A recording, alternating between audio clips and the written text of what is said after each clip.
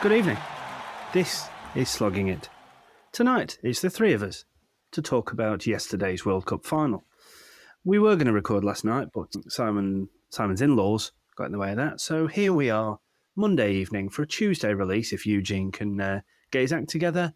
What are we going to talk about? Well, the final. We should probably talk about that. The World Cup as a whole, our World Cup 11s, and maybe a bit of SuperBru to talk about who's taking food out of my baby son's mouth. So, lads, let's get into it. Some arguments yesterday in the old Slogging It. I don't know why we still have that side group, WhatsApp group, by the way, because it's now the only group. But anyway, a few contentious issues that most of you will be unsurprised to hear between myself and Simon. I think it was on Saturday, actually, wasn't it? Not yesterday. How was it? I can't remember. I just remember arguing with you for most of the weekend. And then we've got to go and play golf together as a pair in a competition on Sunday. Yeah. No, it was obviously all stuff's come out about this pitch situation, which I think, to be fair, if anyone, the World Cup final as a whole being played on, was it a pitch? I suppose technically, yeah, it was, because it was marked out. But I think I've seen better wickets on the field opposite for World Cup finals. It was crap. But yeah, I just don't get what the whole debacle is with this India apparently moving a pitch where 400 then plays 330, but no one seems to want to moan about the other used pitch for the other semi-final, where 212 nearly got defended. And what Jono thought is the best game in the history of one-day cricket got played on it. That's not what I said. But yeah, I just don't see what everyone's moved pitches. The Aussies moved pitches 8 years ago for the semi-finals. Like, so what? And if anyone thinks that any host nation doesn't have influence over the groundsman, who's the person that has to tell the ICC regulator that they're moving pitches, then they're more naive than my mother. So, oh, crikey, that is an insult. Yeah, exactly.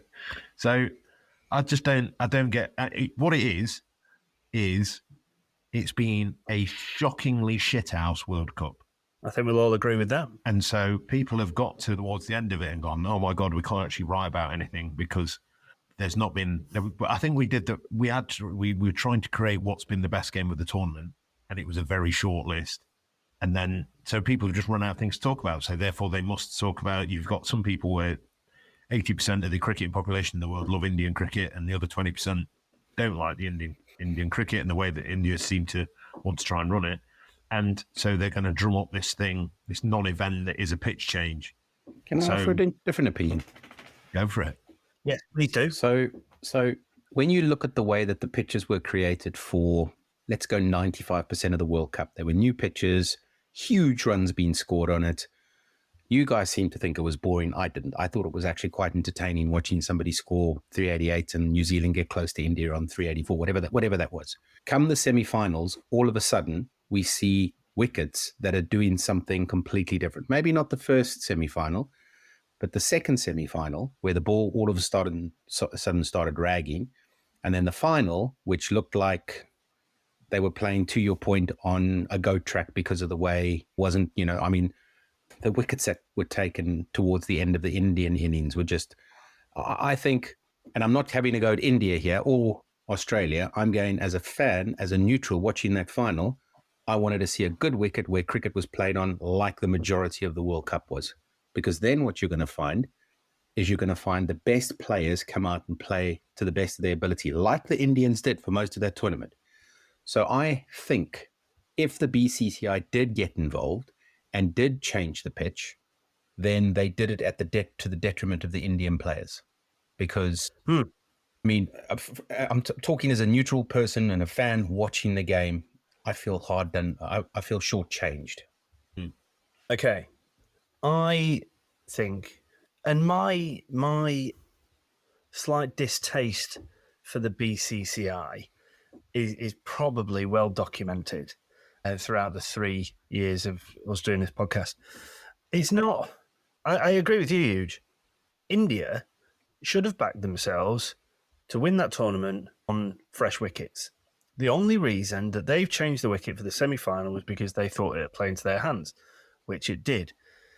the only reason that I don't think it was a used wicket for the final. No, it's just I don't think. Well, yeah, poor wicket, but fair play to the Aussies, and I won't say that often, but they outplayed them yesterday. That's as simple as that. Very brave for Pat Cummins to, and Pat Cummins, who's not really historically been known as an amazing captain. He's known as an amazing man manager and a manager of the people within his unit. But I thought, yesterday he bowled 10 one-over spells in a row just so the Indian batters could not get comfortable, which I thought was inspired captaincy. My problem with the changing of the pitches from an Indian perspective is, look, the BCCI will meddle in everything. All of India and the BCCI thought it was India's tournament to lose and that India were going to repeat what England and Australia did in 2015 and 2019 by winning a home World Cup. And almost felt, having put so much into it, whether that's playing the most amount of white ball 50-over games out of any country in the last 4 years or whatever, thought they had some kind of divine right to win that World Cup. You only had to look at Narendra Modi.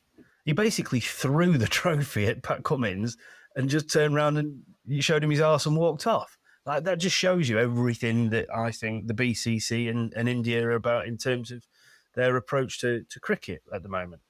I think that, as I said to you the other day, Simon, I don't think it has to be 350 minimum, plays 340 in order for it to be a good close game. I genuinely think that I've not been more excited watching a game than that second semi-final the other night. I thought it was an amazing game of cricket because you've still got to go out and either win it or defend it, and you both sides play on the same wicket, right? Whether it's a cabbage patch or a stretch of the A1, it doesn't matter. You've both got to go out and win.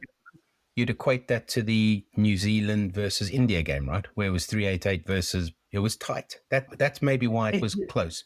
Same as the South Africa-Pakistan game. Any tight game is exciting, and that's what made it more entertaining. The whole World Cup, as we widely agreed throughout the entire thing, has been shocking. Yeah, it's been really hard to engage with.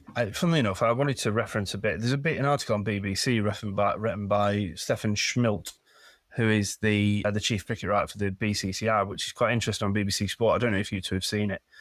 But he goes on about the precious few close match. If the metric of a Type 1 day is victory by 3 wickets or less or 30 or less, this World Cup has only had 6 of those results. So there have been an unfathomable out of 45, was it 4? No, it must have been 45, 48 games in total. Yeah, somewhere around there. For it to be defined as tight games, poor World Cup. There's been a huge amount of disparaging comments about the fact it was 10 sides, every side playing 9. I know that's changing for the next World Cup if we actually ever get there, because it's going back to 14 teams. Because actually, you think about Dwayne Leverock's catch playing for Bermuda, or Holland being England, or I know Holland played, but, Steve Tickolo, the old Kenyan, became a bit of a cult hero because Kenya were able to play in World Cups. And those, they might not win games, although we know some of the better Tier 2 nations have started to win games at the top level. Like, these other guys actually bring colour and vibrancy and, a brilliant part to World Cups. And that's really important. It's really important that we get back to that so they can showcase themselves. And I think that's how we're going to continue to grow cricket as a global game. Yeah, I see what you're saying about that. And this is where you've just said the pitch doesn't matter, but then there's an issue with the Indian pitch, like the issue with them meddling with the pitch. And this is the thing, I think for me, there's a little bit of a contradiction in people's arguments there when they're saying it doesn't matter about the pitch, both sides have to play on it, but there's this big drama about India changing the pitch. Whether they could have done it, whether it's more the way that they did it, but that again is where I think people are naive to think that hasn't happened in previous World Cup. That happened. People are coming out saying the toss was fixed and all this kind of stuff. That's got fuck all to do with the BCCI. That's everything to do with the opposition captain and the match referee going, no, we'll do that again. Now that and for me, there's just, and I don't like the BCCI. I'm not their biggest fan by any stretch of the imagination, but I just think it smacks of, we're seeing it in a lot of sport at the minute, where people the standard of some of it isn't great. And so people are going, at the end of the day, we're one of the group's people. We're sitting there kind of doing a podcast about cricket. You've got 900 million people writing articles about it, and everyone's got to think they've got to come up with a story because, God forbid, they can have an original thought about how someone's played. No, I can't have an original thought about how someone's played and whether or not I agree or disagree with that. What I'm going to do is have a pop at them because they're an easy target. They're what everyone else wants to have a go at. For me, it's lazy journalism. It's trying to force this method of thinking that is just odd, and it takes away from what was a very good game of cricket. Yes, it wasn't the 2 wickets or whatever it was that people constitutes a close game, but for the last 40 overs, what was it? The stat that you had huge the other day? How many games went 100 overs? 0. Right. How far did that New Zealand India go? Right. Yeah. So people can stand there and go, right, it's about, all of a sudden we have a game where someone bats really well, high score, someone's in it, and yeah, they lost away a bit at the end.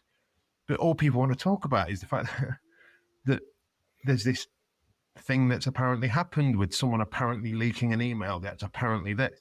I think the other thing for me, what is the Cricket World Cup?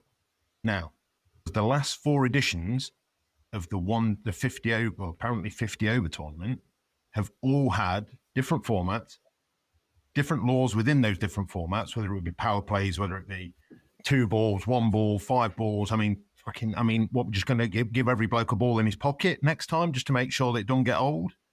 Because when it started reversing at the end of this one, God forbid, it was like, what are we going to say?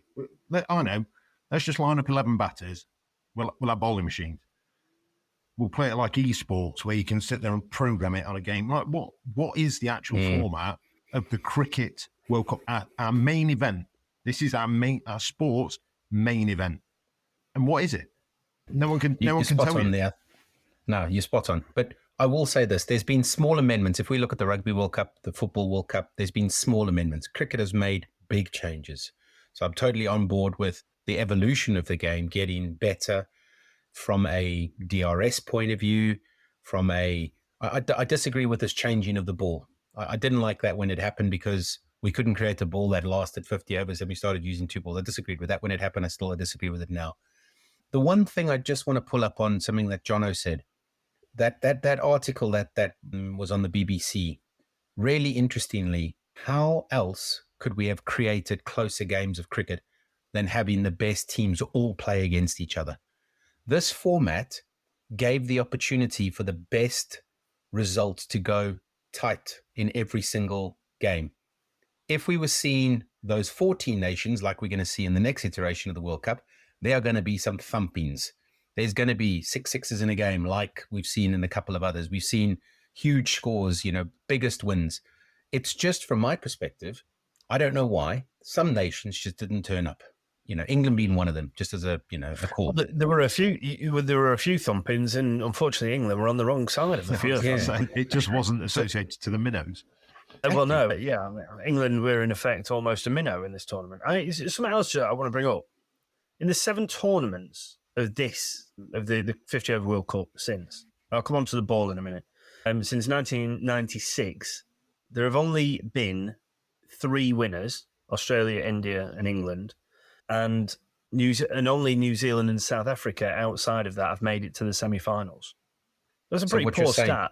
But so do we think that they're constantly trying to tweak it so that changes to give the other guys a bit more of a chance, or what? I mean, because it is being dominated by 5, probably other than Pakistan, 5 out of the big 6 nations, isn't it? Well, Pakistan. No one in a semi-final outside of those 5 teams since 1996. Yeah, well, yeah. Oh, sorry, Pakistan got to the final in 92, didn't they? And that was when it was a 45 over or whatever the different format was. Which is why you got Ravi Shastri saying it should go back to 40 overs with 1 ball. I don't actually mind that. If they chose to do that, that for me would be, it keeps it entertaining. It reduces that shitty middle bit that we now can't stand in one-day cricket. Although, for me, those parts of this tournament have actually been the best parts of cricket as a cricket nerdy kind of bloke who wants to see Pat Cummins bowl 10 10-1 over spells, who wants to see batters trying to get in and knock it around, who wants to see how people manage that middle spell, whether it be India, Rohit going mental and then Kohli being able to accumulate in the middle, or whether it be the South African method, which is more bat, just bat, and then we're having 20 overs at the end where we've got 7 or 8 wickets in play T20 cricket. and where we've got Klass and Miller, and that's how we go. That for me makes some parts of it quite interesting. Unfortunately, Jono, like I agree with you, not enough sides showed up on certain days, on given days. But for me, there's just it's been a piss hole tournament for the majority. Like you say, less than 20% of the games were even vaguely interesting, and one of those was interesting because the guy's helmet broke. I mean, let's think of actually what are the 2 big talking points. What could they be about? The fact that Mohammad Shami's come on and taken a shitload of wickets in 7 games. The fact that Virat Kohli's broken Tendulkar's record for 51-day 100. Or the fact that a Sri Lankan left-arm seamer's come out and become the third leading wicket taker. No. What we're talking about at the end of a Cricket World Cup is Angelo Matthews' fucking helmet, and I don't mean the one in his box, and the fact that the BCCI may or may not have interfered in a pitch. Yeah. That for me, it's a share of shit. My biggest disappointment with this World Cup is that the BCCI got involved because I really like the Indian players. I wanted them to win that World Cup because I thought that they deserved as players to win it, irrespective of what happens. Well, they didn't because they didn't play well enough to win it. Yeah. Which is I mean, I agree. I thought they were going to steamroll everybody. Like I've been saying that, haven't I, for 2 or 3 weeks. I was like, India aren't going to lose a game. India will not lose a game. India will not lose a game. Just to go back to the ball thing, it sounds I can't remember who you said it was. Ravi Shastri. Ravi Shastri. Oh, Ravi Shastri. Steve Finn wrote quite an interesting article on the BBC as well, and he was saying about 40 overs, 1 ball, but having 5 fielders outside the ring after the 8th over, after the power plays, because it then, if anybody wants to go and read the article, I'm not going to go through it now, but it's a really interesting take on it about bringing bowlers back into the game, bring a reverse swing, which is a genuine skill. Myself and Huge have never been blessed with the pace that Robbo has, but to be able to bowl extreme pace and bowl reverse swing is a skill. And we all keep talking about how it's become a batter's game and a batter's game. Why not give the bowlers a bit more of a chance? We've seen it get interesting for bowlers. Who was it? Hazelwood, who nicked off Jadeja yesterday with a ball at reverse swing. Yeah, Stark got one as well from around the wicket. It was unbelievable. Give the lads a chance. Give the bowlers a chance. They're as much a part of this game as batters are. Yeah, we might see a few less 6s and 4s being crashed here, there and everywhere, but, the game's about all 11 blokes, not just the top 5 or 6. And 3 skills. So, come on. Batters, bowling, and catching. Crikey. Heads catch was unbelievable. It was unbelievable. Let's talk about the game now. Look, I loved it early in the tournament when the Aussies had lost 2 games. I was cock a hoot, wasn't I? I was Aussies are shit, blah, blah, blah. Well, that ended up going well. But to be fair to the Aussies, in that first time they played South Africa in the tournament, their fielding was absolutely shocking. And you hear a lot of people like Aaron Finch and Hayden and various other people, Shane Watson, talk about being able to measure the Aussies by their intent in the field. How good were they in the first 10 overs? And I almost think they've almost killed it in the first 10 overs in the semi-final and the final through their fielding within the ring. Like literally every single man to a tee, throwing themselves, like running like headless chickens to stop these balls. India could have been off to a bigger flyer, same with South Africa. But the Aussies, David Warner's about 705 years old and he's charging about and throwing himself full length. Like the commitment that they've shown, I think the Aussies, not only with bat and ball, but their fielding has been a key part to their top quality play in the latter stages of the tournament. He has got them foam fingers on his hand, hasn't he?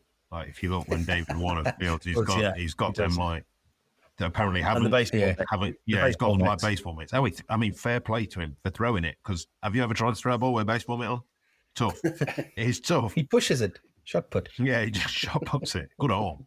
He does have a funny throwing action. He does. That's what I was. He does everything in a funny way. I've watched quite a humorous interview with Mitchell Stark about David Warner on an A tour. He actually sounds like someone who'd be quite a good teammate and someone very good to go on tour with. But we probably can't discuss that.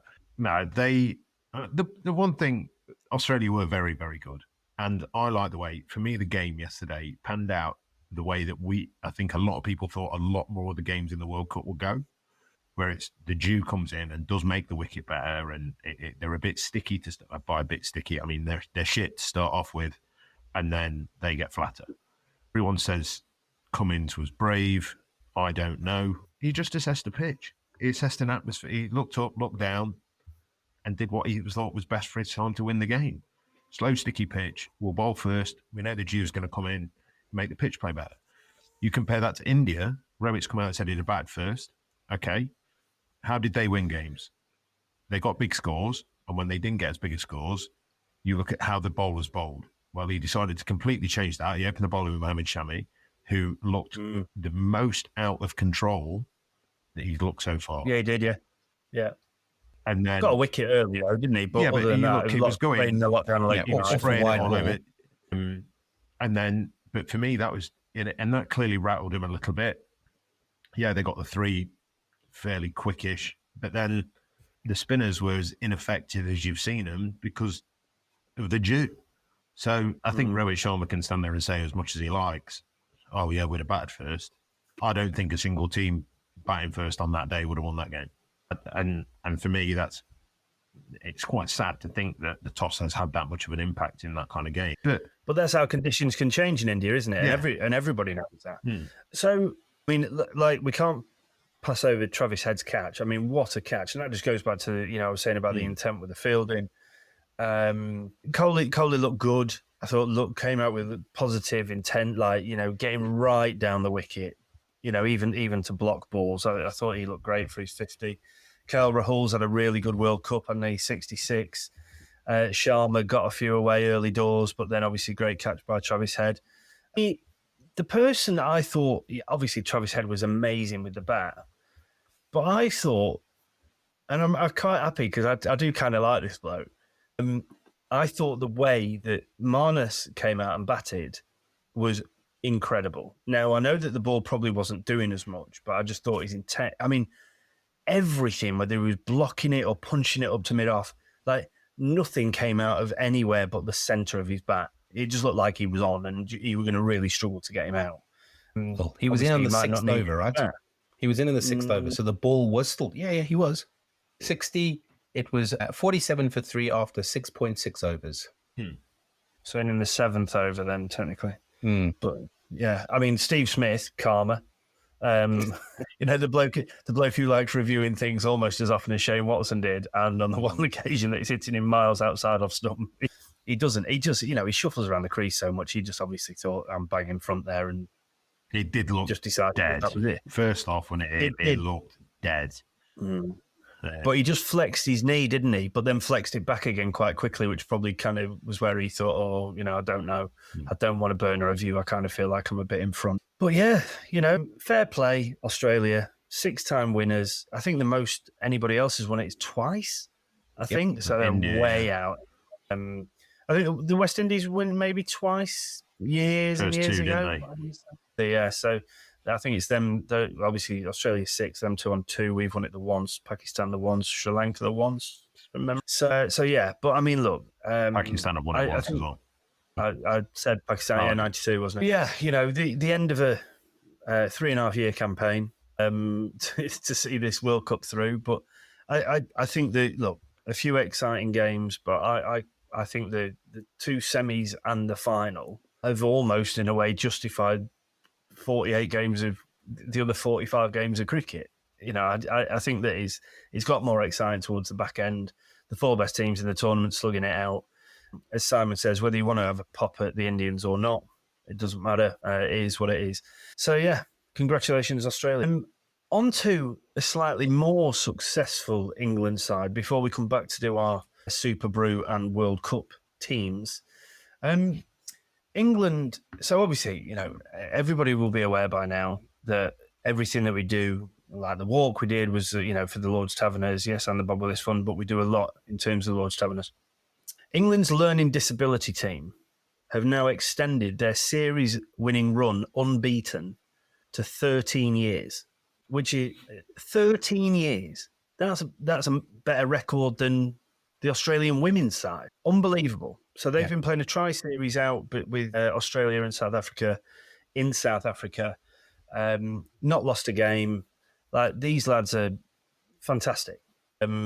We know a couple of them. Alex Jervis, who's locally from here, has played for a number of years. But yeah, they're unbelievable, aren't they, boys? And the most amazing thing is that in this series, two lads who have come from the Lord's Taverners Super Ones program, where they play in sports halls and it's about inclusion and this, that, and the other, have progressed to get full England caps and have played vital roles in this latest tournament. So, I mean, I think, for certainly myself, I'm incredibly proud to be involved with the Taverners anyway, but to see these stories and the Tavs have a direct involvement in that is absolutely wonderful. Totally agree. Yeah. I think it's just, obviously, it's why we support who we do. And the fact, like you say, the two guys from the Super Ones that have come through, being included, it's all the reason why I love the Tavs is because they get people involved. And I mean, the greatest achievement of the Tavs isn't necessarily getting people to England level, it's getting people involved in cricket and in sport. But the fact that we've seen there that two guys that have come through the systems and the events and the things that they do to now represent England, well, play any sport at the highest level, do anything at the highest level is a hell of an achievement. And to think that the Tavs have had a huge direct impact in that makes me really proud to be involved with them and all that kind of stuff. So yeah, congratulations to those two guys and the team. Unbelievable effort. Yeah, Huge. I think from my perspective, the thing that I enjoyed the most about, obviously, massive congratulations to them, but how the Taverners themselves rallied around and sent those messages. Gower, Gat, Chris Cowdery, Hoggy, all of them creating those messages and sending them through to the team. Obviously private messages, but again, they don't have to be doing this sort of stuff. It's just sending that and going, congratulations and may you guys do well on, in the final for the following day. And yeah, I think from my perspective, it's just the community that the Tavs have created and the support structure that they've got is second to none, in my opinion. Absolutely. One of the guests that we are trying to secure for the podcast moving forward is the head of disability cricket for the ECB, Ian. So we will hopefully be talking to him about this amazing success, not only across the learning disability, but the England deaf side and the physical disability sides in the next few weeks. You can find him Instagram, Twitter. He's at Cricket on Wheel. Right. Do we have the argument now and then do SuperBru, or do we do the happy thing and then start arguing? No, we're doing the argument now. Okay. So Eugene was telling us off air that he is absolutely convinced that our sides are going to be wrong. Yep. So, right, I find this works better when we go. We all do our number one, then number two, number three, number four, number five, number six, because then we can see each other's as we go. Okay? I think we're going to have the same names, or we're going to change them slightly. So should we do them in threes? Okay. Because we might doesn't go go into 11. No, it doesn't. But Eugene's picked 15, so his does. Well, I picked 15 only to show you which three you've selected are wrong. But that still give you 12, which is one too many. Yeah, I've got a 12th man. I've actually got 16 because that's how big I think the World Cup squad should have been. Oh. Yeah. Well, I've just followed the rules and gone for 11. So we're going to give 3 threes and then a 2. Our first choice 11. Can see why you don't like the BCCI. You following the rules, you. Right. Eugene, 1, 2, 3. I'm going Quinton de Kock, Rohit Sharma, and Virat Kohli. Ooh, okay. Simon. I'm going Quinton de Kock, Travis Head, and Rachin Ravindra. Okay. I'm going Quinton de Kock, Rohit Sharma, Rachin Ravindra. So we've all got de Kock. 2 have got Sharma. 2 have got Ravindra. Correct. 2 have got Ravindra. One for Kohli and 1 for. Kohli is in my team. You had Head. Yeah, you had Head. Ravindra's in my team. I bet you can't remember when, but not for a while. At some point. Sorry, Tim. Right. Who are your other top order? Who was in your thinking? Whoa. But other people might be in it. So let's do 4, 5, 6. Okay. You see, because I've got Rachin Ravindra, Daryl Mitchell, and Shreyas Iyer. Okay. Simon. I've got Virat Kohli, Daryl Mitchell, and Glenn Maxwell. I've got Virat Kohli, Heinrich Klaasen, and Glenn Maxwell.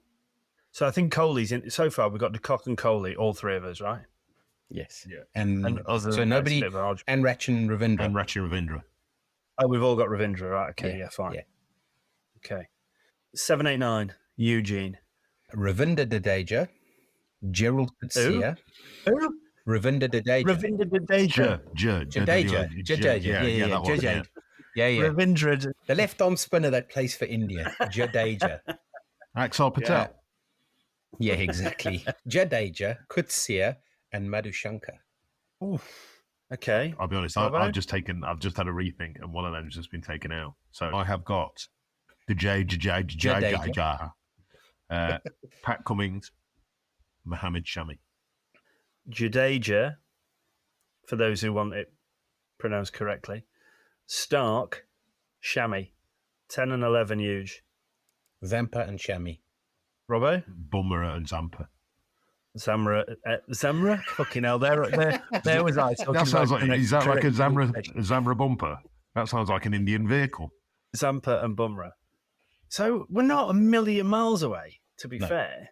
But there are two players that I disagree with in your guys' squads that you both have. Okay. You have picked Glenn Maxwell. You scored 400 runs, and 200 of them came in one game. And 100. Where's the consistency? So where's the Right. consistency across the tournament? So, okay. So He didn't play every game. So. No, he didn't. You're right. But yeah, I mean, and then Playing golf. Dangerous. And then you've picked Jasprit Bumrah, who's taken 20 wickets in 11 games, compared to somebody like Gerald Coetzee, who's taken 20 wickets in 8 games. Yeah. I did have Coetzee in, but I took him out for Cummins. I didn't have Coetzee in because I think he's a gobby little prick. Because he's good. And he's I young, did- and he's going to be one for the future. Look, he's absolutely one for the future, but I think he's got a terrible attitude on the field. Yeah. I think he reminds me of you, Johnny. Perfect. But I would say the same about Siraj. I think during the game, he's an absolute weapon. Like you do not need to act like that. Like, you know, even one of the commentators was saying yesterday, like, he really needs to calm down. Like, just give it a rest, mate. Like, you're a decent enough bowler. You don't need to be an absolute tool as well. Yeah. Does sound like me, doesn't it? Yeah, identical. It's interesting that we didn't pick who was in the ICC 11, by the way, which is... Well, all 11 Indians, was it? No. The BCCI I'd have picked that. Yeah. Rahul? Obviously. Yeah, it's interesting that we didn't pick him where he was part of the ICC. He's had a great World Cup. He has, yeah. I think what we were saying before about off air. So just to go back to your point about why we've picked Maxwell and who was the other one? Oh, Bumrah. I think that the reason I went with those two is that I think they, as we were saying off air before, it's about a balanced attack and a balanced side. And yes, Maxwell hasn't done it in every game, but I just think he is an X factor player. Yeah, I mean, he's. I think Aidan Markram's unfortunate to miss out. He had a brilliant start to the World Cup. But... That was one thing I was going to say. Like, you've obviously picked Klaasen. With me, started the World Cup ridiculously well, and this it's almost been something what we said at the start of the tournament when we were going. This is a very long tournament. I almost didn't pick Quinton de Kock because in the last 3 weeks of the tournament he hadn't actually done a lot, which is also why, ironically, I didn't pick Sharma, but I have picked Travis Head because Travis Head came in 6-7 games in and 200. He's got more hundreds. He's got more hundreds than Sharma. Mm-hmm. And you stand and go, well, so you pick him on that. If you're going on all the way through the tournament, I completely agree with what you said about the wickets and Coetzee. For me, like Johnny said, it's about can you pick a balanced attack, which was why I wanted to try and get in either Madhushankar or Shaheen Shah Afridi, just because they've got that left arm option. But I just couldn't. The other thing is the two of them can't bat, and I was just like going, right, I did have Coetzee in batting at 8, but then Cummins, I just think Cummins in the tight games when the wickets start to get a little bit varied. He's a very clever bowler. He is the best bowler in the world, comfortably. Yeah. Him and Bumrah bowl so well in identifying what balls required when. You look at how he was bowling yesterday and how he got the other guys to bowl. For me, I really like, and I've picked 3 bowlers that I think, they might not be the quickest bowlers in the world. They might not be that, but what they are is they've been the smartest bowlers so far. I went, for my bowling attack, I went 3 gun seamers, 2 genuine spinners, and Maxwell is, if it is turning, then he's another great option. He's bowled very well, hasn't he? And then if someone blind comes in, then you've always got Ravindra to chuck a few down. And Daryl Mitchell. And Daryl Mitchell, yeah. Coley had a bowl. He got a wicket. Sharma had a bowl. So here we go. Did you? Who has the best average bowling wise in the tournament? In the tournament, Coley. Nope, he's third. Coley. Oh, Sharma is it? Sharma. It's Sharma. So I don't know what you guys are talking about these random spinners for. We got the at the top of the order, the best spinners. Yeah. Deary, mate. Yeah, right. the old team of all-rounders would look all right at this thing, wouldn't it? Oh, my word, yeah. Only person that didn't have a bowl was Daryl Mitchell, I think, in my side, and Shreyas Iyer, actually, for that matter. No, Mitchell did bowl in the tournament. Yeah. Did he? He did bowl. Yeah, Dinger wicket. Yeah, not a lot. Only Shreyas Iyer for me then, because I'm pretty sure he didn't bowl in that one game. No, he didn't. Bowled everyone. They didn't. Yeah. Yeah, there was only him and thingy, wasn't there? Keeper. Rahul. Listeners, what are your World Cup 11s? Please send them to us. You've got info@sloggingit.co.uk. You have @sloggingitpod on Instagram, @sloggingitpod on Twitter. I think we have a Facebook page. Yeah, or you can get hold of us individually. SuperBru, gentlemen. Now, Eugene, as the winners, the names of the winners. We will publish these guys and the yellow caps on our social media platforms tomorrow. That can be a job for Robbo. Robbo's our social media whiz, but the social media has been quiet for about the last 6 months. Robbo's just been taking a hiatus from his job. So, Eugene, in reverse order from 3 to 1, who's in third place, please? We have in third place, who has won himself a £100 Woodstock voucher in Mullesh. I think that's the way you pronounce it. Melluysh. Melluysh. I'm going to say Melluysh. Cool. Well, in Melluysh. Well, Ian, congratulations. Please get in touch across any of our platforms, and we will be in touch we will get back to you about how to claim your prize. Yeah. And second? Well, there is no second. Not because there is a tie for first place. So very, very tight at the top. But what we've decided to do is take first and second, add them together, and split it in half. Now, you say that, you say that we've decided to do that. I think that has been the historical way to deal with these kind of situations. So is it? We haven't just come up with Who that. scored the most boundaries? Yeah. It's counting. No, there's no count back on SuperBru. But so James Pete was very close to the top at one stage, and Phil Diaga. He's been up there throughout most of it, hasn't he, Phil? He has. And Rooster, to be fair, for the last few weeks. So, and the person that dropped from the top was Fruitbat, because I thought he had a shot at one stage. Oh, poor old Fruitbat. Fourth in the end, I think, was he? Only 2 points behind, Fifth, Fifth. Yeah. Now, the most important thing about SuperBru was bragging rights. Well, not really bragging rights, but you just don't want to come third, do you? Yeah, that was where I planned on coming. Ooh, right. Okay, so that's giving the game away, hasn't it? Eugene, you finished what, 13th? I finished 13th, correct? Yes. I think I was 23rd. Yes, you were. Which is a decent showing for me. And Robbo was 31st. 31st. Yes. Well done, Eugene. I just have to say, well done, Australia. I was one of the 4 people that selected Australia in the final. Yeah, I thought you might have done that when we were saying it was tight at the top in the group the other day. Yeah. So well done to all. Pardon? If I'd have done that, I'd have gone past you. Well, but you didn't, did you? To be fair, if my uncle didn't have a dick, it'd be my auntie. So, sorry, Tim. So yes, congratulations again to all of our winners. We will be reconfirming the yellow cap winners for each individual week, along with the top 3 places on our social media platforms, then please do get in touch and I will figure out the best way possible to run away and not actually have to provide any of those prizes. Right. Gentlemen, thank you so much. It's been a slog, hasn't it? Pardon the pun. These last few weeks, 48 games in total, most of them absolutely dire, with a few interesting ones thrown in along the way. Congratulations to Australia.